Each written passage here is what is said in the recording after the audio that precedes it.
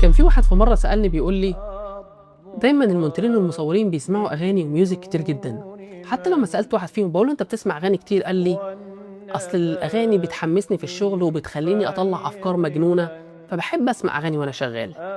الموضوع ده فكرني بواحد كان بيسأل شيخ على التليفون، بيقول له يا شيخ أنا دايما بحب أسمع أغاني وأنا بسوق العربية، وده بيحمسني وبيخليني أخد غرز وبيخلي الطريق معايا سريع. قال له ما هو بص هقول لك على حاجة، الأغاني بتستخدم مشاعر الإنسان كلها وبتشدها معاها، لدرجة إن أنت أصلا بتستهلك كل المشاعر اللي جواك في اليوم. فلما بتيجي تسمع آية قرآنية أنت بتسمعها زي أي حاجة عادية، ما بتشدش المشاعر معاك. ليه؟ لأن أنت استهلكت المشاعر بتاعتك المخزونة في جسمك مع الأغنية اللي أنت سمعتها والتانية والتالتة والرابعة.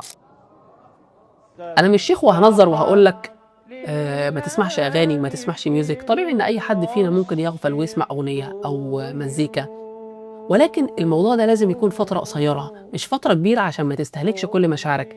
مفيش أجمل من سماع القرآن حتى وانت شغال. هتقولي ازاي هركز مع القرآن وازاي هركز مع الشغل؟ يا عم زي ما بنقول كده يونسك، صوته في المكان بس لوحده بيخلي قلبك مطمئن. النبي عليه الصلاة والسلام قال من أراد الدنيا فعليه بالقرآن، ومن أراد الآخرة فعليه بالقرآن، ومن أرادهما معا فعليه بالقرآن.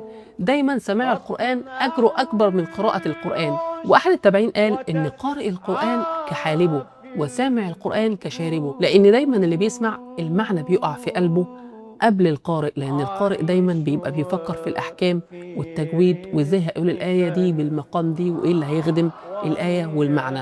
إنما اللي سامع هو بياخد الخلاصة اللي خارجة من القارئ والمعنى بيقع في قلبه. فدايما شوف مشاعرك انت بتستنزفها فين واستنزفها في المكان الصحيح. ده كان شوت قهوة بعدس الدرش، تابعني واستنى الشوت الجاي. كلا